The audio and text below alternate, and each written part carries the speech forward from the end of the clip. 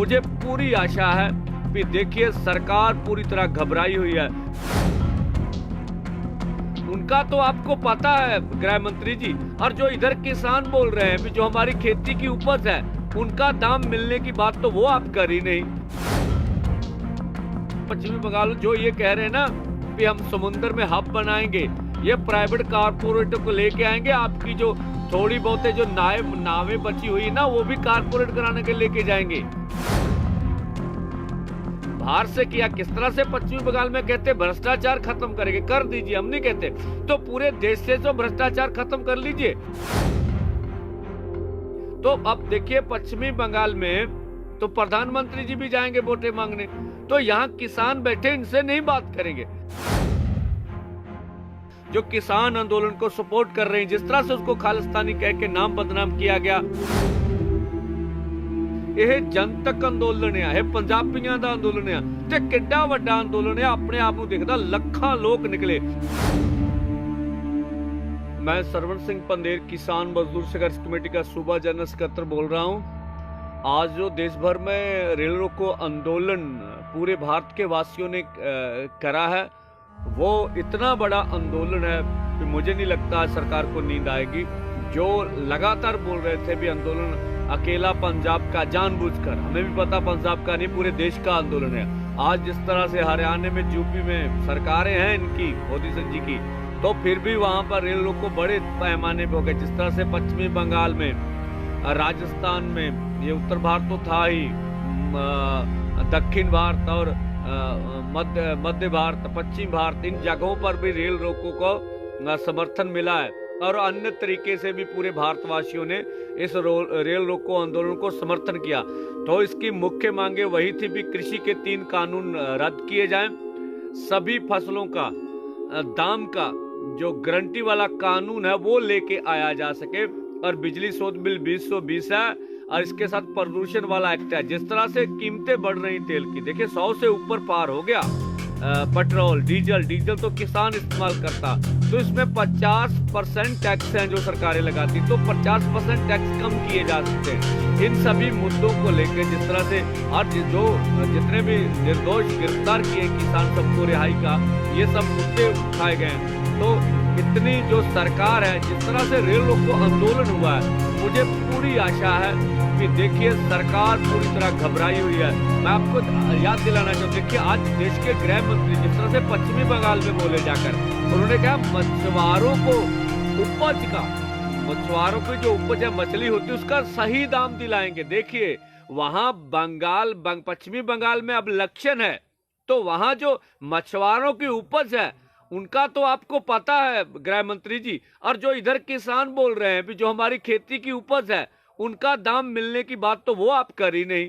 तो मैं तो बंगाल वालों को बोलता हूं, पश्चिमी बंगाल जो ये कह रहे हैं ना कि हम समुद्र में हब बनाएंगे, ये प्राइवेट कारपोरेटर को लेके आएंगे, आपकी जो थोड़ी बहुत जो नावें बची हुई है ना वो भी कारपोरेट कराने के लेके जाएंगे, ये देने वाले आपको कुछ नहीं है।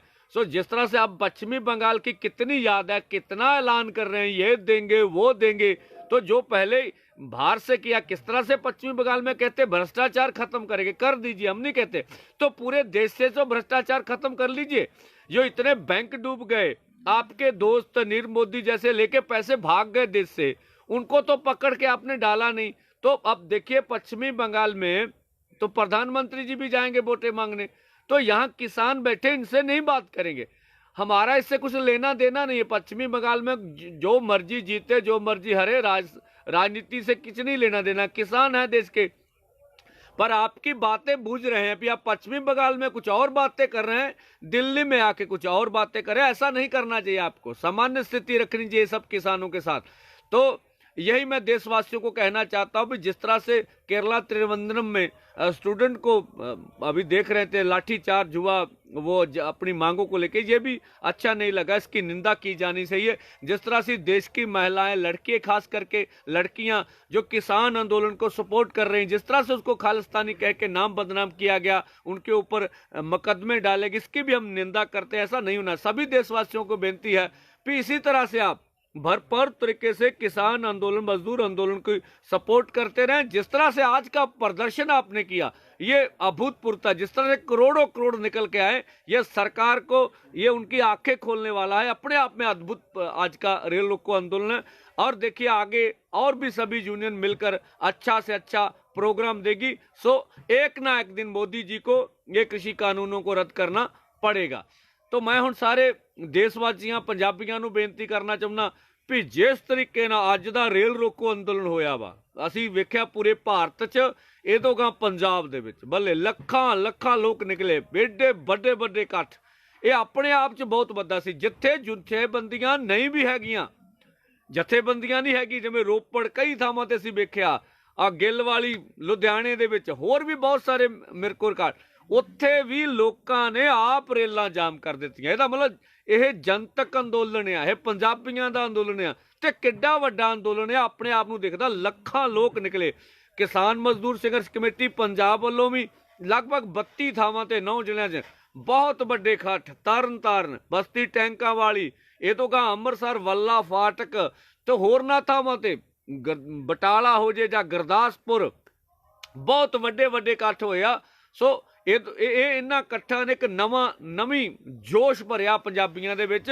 ਅੱਜ ਸਰਕਾਰ ਨੂੰ ਨੀਂਦ ਨਹੀਂ ਆਉਣੀ ਵੀ ਜਿਸ ਤਰ੍ਹਾਂ ਦਾ ਉਹਨੇ ਛੜਯੰਤਰ ਰਚਿਆ, ਜਿਸ ਤਰ੍ਹਾਂ ਦੀਆਂ ਉਹਨਾਂ ਨੇ ਅਫਵਾਹਾਂ ਫੈਲਾਈਆਂ, ਜਿਸ ਕਿਸਮ ਦੀਆਂ ਪੰਜਾਬੀਆਂ 'ਚ ਫੁੱਟਾਂ ਪਾਉਣ ਦਾ ਯਤਨ ਕੀਤਾ, ਜਿਸ ਕਿਸਮ ਦੀਆਂ ਕਿਸਾਨ ਅੰਦੋਲਨ ਤੇ ਤੋਹਮਤਾਂ ਲਾਈਆਂ, ਇਹਦੇ ਬਾਵਜੂਦ ਜਿੰਨੀ ਵੱਡੀ ਤੇ ਵਿਆਪਕ ਪੱਧਰ ਤੇ ਪੰਜਾਬੀਆਂ ਨੇ ਤੇ ਦੇਸ਼ ਦੇ ਵਾਸੀਆਂ ਨੇ ਐਡਾ ਵੱਡਾ ਅੰਦੋਲਨ ਸਿਰਜ ਕੇ ਇੱਕ ਆਪਣੀ ਦਿਸ਼ਾ ਤੈਅ ਕਰ ਦਿੱਤੀ ਆ। ਉਹਨਾਂ ਦੇ ਮਨ 'ਚ ਕੀ ਆ, ਉਹ ਕੀ ਸੋਚ ਰਹੇ ਨੇ, ਕਿਵੇਂ ਉਹ ਭਾਜ ਦੇਣਗੇ ਭਾਜਪਾ ਦੀਆਂ ਨੀਤੀਆਂ ਨੂੰ, ਉਹ ਨਹੀਂ ਬਰਦਾਸ਼ਤ ਕਰਨਗੇ ਨੇ ਖੇਤੀ ਕਾਨੂੰਨਾਂ ਨੂੰ, ਉਹ ਅੰਤਮ ਸਾਹਾਂ ਤੱਕ ਲੜਨਗੇ। ਸੋ ਦੂਜੀ ਭਰਾਓ, ਦਿੱਲੀ ਲੀਗਲ ਸੈੱਲ ਵੱਲੋਂ ਜਿਹੜੀ ਇਨਫੋਰਮੇਸ਼ਨ ਮਿਲੀ ਸੀ, ਖੁਸ਼ਖਬਰੀ ਆ, 9 ਕਿਸਾਨ ਜਿਹੜੇ ਆ ਉਹ ਫਿਰ ਜ਼ਮਾਨਤ ਤੇ ਰਿਹਾ ਹੋ ਗਏ ਨੇ। ਇਹ ਤੋਂ ਗਾਹਾਂ ਪਹਿਲੋਂ ਇਹ ਤੋਂ ਗਾਂ ਆਪਣੇ ਕੱਲ 6 ਕਿਸਾਨਾਂ ਦੀ ਰਿਹਾਈ ਦੀ ਖਬਰ ਆਈ ਸੀ। ਇਹ ਤੋਂ ਗਾਂ 2, ਪਹਿਲੋਂ ਫਿਰ 4, ਫਿਰ 3, ਲਗਭਗ 24 ਕਿਸਾਨ ਤੇ 5 ਜਿਹੜੇ ਐਸਡੀਐਮ ਦੇ ਪਰਚੇ, ਲਗਭਗ 29 ਕਿਸਾਨਾਂ ਦੀ ਲਗਭਗ ਰਿਹਾਈ ਦੀਆਂ ਖਬਰਾਂ ਵਾ। ਸੋ ਇਸ ਕਰਕੇ ਲਗਾਤਾਰ ਅਸੀਂ ਲੋਕਾਂ ਨੂੰ ਅਪੀਲ ਕਰ ਰਹੇ, ਤੁਸੀਂ ਆਪਣਾ ਵਕੀਲਨਾਮੇ ਭੇਜੋ, WhatsApp ਤੇ ਭੇਜ ਦਿਓ। ਲਗਾਤਾਰ ਜ਼ਮਾਨਤਾਂ ਤੁਸੀਂ ਵੇਖੋਗੇ ਹੋਰ 10-20 ਦਿਨਾਂ ਤੱਕ ਸਾਰਾ ਕੁਝ ਆਪਣੇ ਸਥਾਨ ਰਹਿ ਜੂ। ਸੋ ਚੜ੍ਹਦੀ ਕਲਾ 'ਚ ਰਹੋ। ਜਿਸ ਵਿਆਪਕ ਤੇ ਵੱਡੇ ਪੱਧਰ ਤੇ ਤੁਸੀਂ ਇਸ ਰੇਲ ਰੋਕੋ ਅੰਦੋਲਨ ਨੂੰ ਕਾਮਯਾਬ ਕਰ ਦਿੱਤਾ, ਇਹਨੇ ਨਵੀਆਂ ਆਸਾਂ ਬੰਨੀਆਂ ਨੇ ਵੀ ਇਹ ਇੰਨਾ ਵੱਡਾ, ਪੰਜਾਬ ਦੇ ਵਿੱਚ ਕੋਈ ਵੀ ਅੰਦੋਲਨ ਪਿਛਲੇ ਨਾਲੋਂ ਹੋਰ ਵੱਡਾ ਹੋ ਜਾਂਦਾ ਵਾ, ਪਿਛਲੇ ਨਾਲੋਂ ਹੋਰ ਵੱਡਾ ਹੋ ਜਾਂਦਾ। ਦੂਸਰਾ, ਸਾਡਾ 20 ਤਰੀਕ ਨੂੰ ਗੁਰਦਾਸਪੁਰ ਦੇ ਵਿੱਚ, ਸਾਰੇ ਗੁਰਦਾਸਪੁਰ ਵਾਸੀਆਂ ਨੂੰ ਸਾਰਿਆਂ ਨੂੰ ਫਿਰ ਬੇਨਤੀ, ਗੁਰਦਾਸਪੁਰ ਦੇ ਵਿੱਚੋਂ ਹਜ਼ਾਰਾਂ ਟਰਾਲੀਆਂ ਦਾ, ਮੈਂ ਫਿਰ ਮਿਲਦਾ, ਗੁਰਦਾਸਪੁਰ ਜ਼ਿਲ੍ਹੇ 'ਚੋਂ ਹਜ਼ਾਰਾਂ ਟਰੈਕਟਰ ਟਰਾਲੀਆਂ ਦਾ ਜਥਾ ਦਿੱਲੀ ਮੋਰਚੇ ਨੂੰ ਕੂਚ ਕਰੂਗਾ। ਇਸੇ ਤਰ੍ਹਾਂ ਹੁਸ਼ਿਆਰਪੁਰ ਜ਼ਿਲ੍ਹੇ ਦੇ ਵਿੱਚੋਂ ਭੁਲੱਥ ਦਾ ਇਲਾਕਾ, ਇਹ ਹਰਗੋਬਿੰਦਪੁਰ ਪੁਲ ਆ, ਇਹਦੇ ਵਿੱਚੋਂ ਭੁਲੱਥ ਦੇ ਥਾਣੀ ਜਿਹੜਾ ਅੰਮ੍ਰਿਤਸਰ ਤੇ ਜਲੰਧਰ ਰੋਡ ਆਉਂਦਾ ਵਾ, ਉਹਦੇ ਵਿੱਚ ਹਮੀਰੇ ਲਾਗੇ ਆ ਕੇ ਰੋਡ ਚੜ੍ਹਦੀ ਹੁੰਦੀ ਆ। ਇਸ ਰੂਟ ਥਾਣੀ ਜਿਹੜਾ ਵਾ ਹਜ਼ਾਰਾਂ ਟਰੈਕਟਰ ਟਰਾਲੀਆਂ ਦਾ ਜਥਾ ਕਿਸਾਨ ਮਜ਼ਦੂਰ ਸੰਘਰਸ਼ ਕਮੇਟੀ ਪੰਜਾਬ ਦਾ ਗੁਰਦਾਸਪੁਰ ਤੋਂ 20 ਨੂੰ ਸਵੇਰੇ 7 ਵਜੇ अर्ली मॉर्निंग रवाना होगा।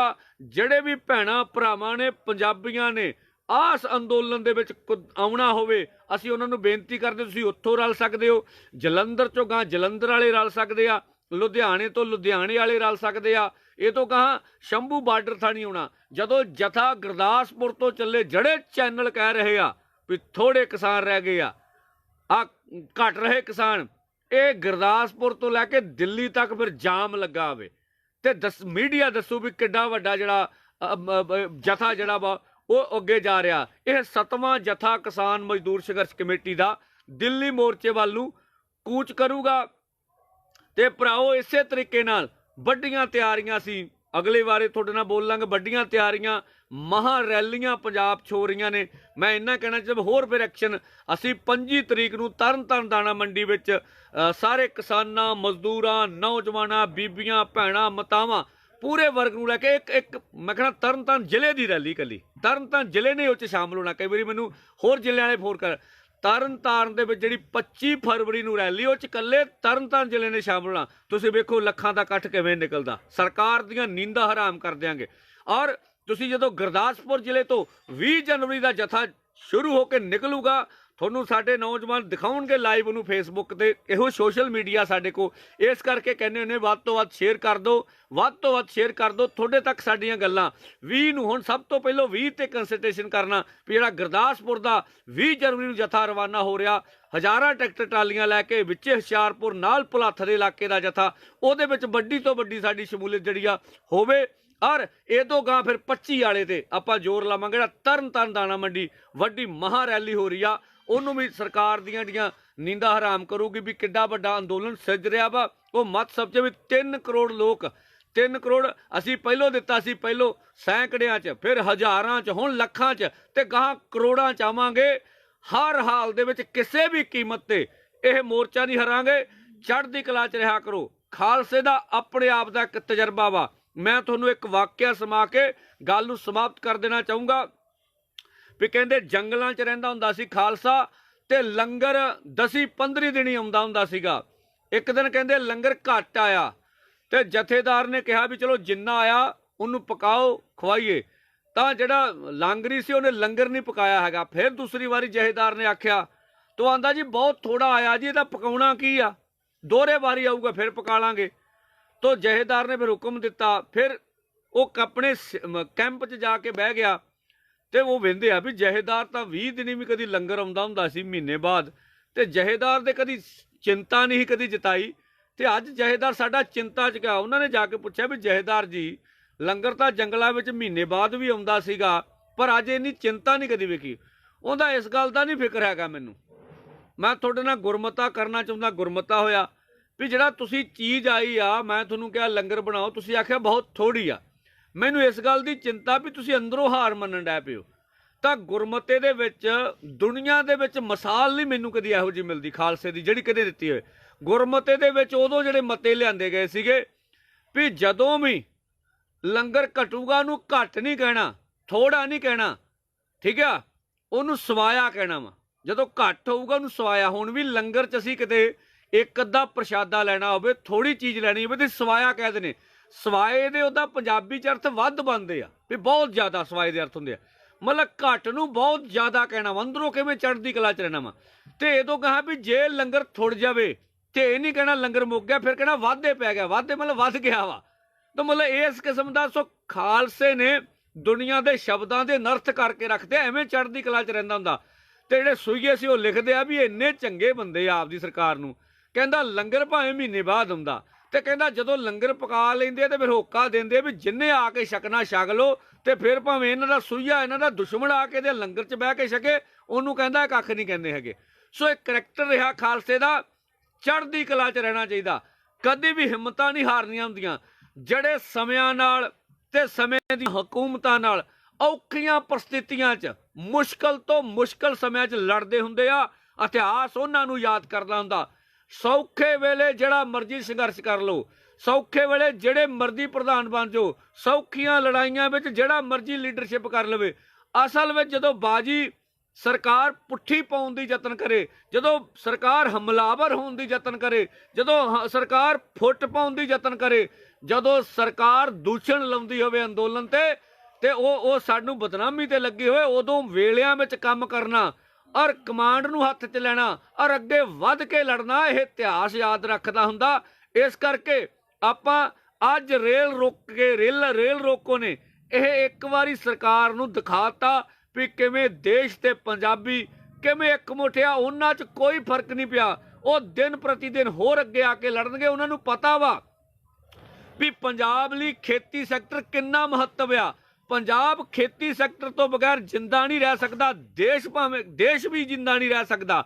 ਇਸ ਕਰਕੇ ਇਹ ਖੇਤੀ ਸੈਕਟਰ ਦੇ ਵਿੱਚ ਜਿਵੇਂ ਸਭਰਾਵਾਂ ਦੀ ਲੜਾਈ ਅੰਤਮ ਲੜਾਈ ਸੀ ਖਾਲਸੇ ਦੀ, ਸੋ ਇਹ ਖੇਤੀ ਸੈਕਟਰ ਦੇ ਵਿੱਚ ਕਿਸਾਨਾਂ ਦੀ ਤੇ ਸਰਕਾਰ ਦੀ ਤੇ ਪੂੰਜੀਪਤੀਆਂ ਦੀ ਅੰਤਮ ਲੜਾਈ ਆ। ਅੰਤਮ ਲੜਾਈ ਵਿੱਚ ਕਦੀ ਹਾਰਨਾ ਨਹੀਂ ਚਾਹਾਂਗੇ। ਸੋ ਅੰਤਮ ਲੜਾਈ ਅੰਤਮ ਸਾਹਾਂ ਤੱਕ ਲੜਾਂਗੇ। ਇਸ ਕਰਕੇ ਕਹਿੰਦੇ ਚੜ੍ਹਦੀ ਕਲਾ 'ਚ ਰਹੋ। ਜਿਸ ਤਰੀਕੇ ਨਾਲ ਇਹ ਅੰਦੋਲਨ ਹੋ ਰਿਹਾ, ਜਿੰਨੀ ਅੰਦੋਲਨ ਵਿੱਚ ਤੇਜ਼ੀ ਆ ਰਹੀ ਆ, ਜਿਵੇਂ ਦੇਸ਼ ਦੇ ਵਿੱਚ ਅੰਦੋਲਨ ਵੱਧ ਰਿਹਾ ਵਾ, सरकार जिवें नौजवान कुड़ियां दे 22 साल दियां 25 साल ते जिवें FIR दर्ज कर रही आ, जिवें अंदोलन नूं हमायत मिल रही आ, चाहे कमंतरी पद्धर दी होवे चाहे नैशनल पद्धर दी होवे, सरकार बखलाहट च आ, उहनूं खुद नहीं समझ आउंदा भी करना की आ। ਉਹ ਬੰਗਾਲ ਦੇ ਵਿੱਚ ਜਾ ਕੇ ਸਾਡੇ ਗ੍ਰਹਿ ਮੰਤਰੀ ਮਛਵਾਰਿਆਂ ਨੂੰ ਕਹਿੰਦੇ ਆ ਵੀ ਤੁਸੀਂ ਮੱਛੀ ਪੈਦਾ ਕਰਦੇ ਹੋ, ਤੁਹਾਨੂੰ ਉਪਜ ਦਾ ਸਹੀ ਮੁੱਲ ਨਹੀਂ ਮਿਲਦਾ। ਇੱਧਰ ਕਿਸਾਨਾਂ ਨੂੰ ਜਿੱਥੇ ਵੋਟਾਂ ਲੈਣੀਆਂ ਉੱਥੇ ਹੋਰ ਗੱਲਾਂ। ਜਿਹੜੇ ਕਿਸਾਨ ਦਰ ਤੇ ਬੈਠੇ ਆ, ਜਿੰਨਾ 250 ਤੋਂ ਵੱਧ ਇੱਥੇ ਸ਼ਹਾਦਤਾਂ ਕਿਸਾਨਾਂ ਨੇ ਦੇਤੀਆਂ, ਉਹਨਾਂ ਲਈ ਕੋਈ ਸ਼ਬਦ ਨਹੀਂ। ਉਹਨਾਂ ਨਾਲ ਗੱਲ ਕਰਨ ਨੂੰ ਹੁਣ ਪ੍ਰਧਾਨ ਮੰਤਰੀ ਜੀ ਵੀ ਵੇਖਿਓ ਪੱਛਮੀ ਬੰਗਾਲ 'ਚ ਜਾਣਗੇ। ਸ਼ਾਇਦ ਕਾਰਪੋਰੇਟ ਘਰਾਣੇ ਉਹਨਾਂ ਨੂੰ ਕਹਿ ਰਹੇ ਆ ਅਸੀਂ ਇਲੈਕਸ਼ਨਾਂ ਤੁਹਾਨੂੰ ਬੰਗਾਲ ਦੀਆਂ ਜਿਤਾ ਦਾਂਗੇ। ਮੈਂ ਫਿਰ ਅੰਤ 'ਚ ਇਹੀ ਕਹੂੰਗਾ, ਕਾਰਪੋਰੇਟ ਘਰਾਣਿਆਂ ਦੇ ਖਿਲਾਫ ਜੰਗ ਨੂੰ ਤੇਜ਼ ਕਰੋ। ਨੌਜਵਾਨੋ, ਤੁਹਾਡੇ ਤੋਂ ਬਗੈਰ ਇਹ ਲੜਾਈ ਜਿੱਤੀ ਨਹੀਂ ਜਾਣੀ। ਤੁਸੀਂ ਰਿਲਾਇੰਸ ਇੰਡੀਆ ਦੇ ਪ੍ਰੋਡਕਟਾਂ ਦੇ ਫੇਸਬੁੱਕ WhatsApp ਤੇ ਆਮ ਜਨਤਾ ਤੋਂ ਅਵੇਅਰ ਕਰੋ ਵੀ ਇਹ ਪ੍ਰੋਡਕਟ ਅਸੀਂ ਨਹੀਂ ਖਰੀਦਣੇ। ਜੀਓ ਸਿਮ ਦਾ ਜਿਹੜਾ ਬਾਈਕਾਟ ਸੀ ਉਹਨੂੰ ਹੋਰ ਤੇਜ਼ ਕੀਤਾ ਜਾਵੇ। ਕਾਰਪੋਰੇਟ ਘਰਾਣਿਆਂ ਦੇ ਖਿਲਾਫ ਜੇ ਜੰਗ ਤੇਜ਼ ਕਹਿ ਗਏ, ਵਿਸ਼ਵ ਵਪਾਰ ਸੰਸਥਾ ਦੇ ਗੋਡੇ ਲਾਇਆਂ ਤੋਂ ਬਗੈਰ ਇਹ ਅੰਦੋਲਨ ਸ਼ਾਇਦ ਅਸੀਂ ਜਿੱਤ ਨਾ ਸਕੀਏ। ਇਹ ਮੋਦੀ ਦੇ ਮਗਰ ਜਿਹੜਾ ਕਾਰਪੋਰੇਟ ਲਾਣਾ ਖੜਿਆ ਵਾ ਉਹਨੂੰ ਹਰਾਉਣਾ ਪੈਣਾ ਵਾ। ਇਸ ਕਰਕੇ ਕਾਰਪੋਰੇਟ ਘਰਾਣਿਆਂ ਦੀਆਂ ਵਸਤੂਆਂ ਦਾ ਬਾਈਕਾਟ ਹੋਰ ਤੇਜ਼ ਕਰੀਏ। ਅਸੀਂ ਇਸ ਅੰਦੋਲਨ ਵਿੱਚ ਜਿੱਤ ਕੇ ਨਿਕਲਾਂਗੇ। ਧੰਨਵਾਦ। ਵਾਹਿਗੁਰੂ ਜੀ ਕਾ ਖਾਲਸਾ, ਵਾਹਿਗੁਰੂ ਜੀ ਕੀ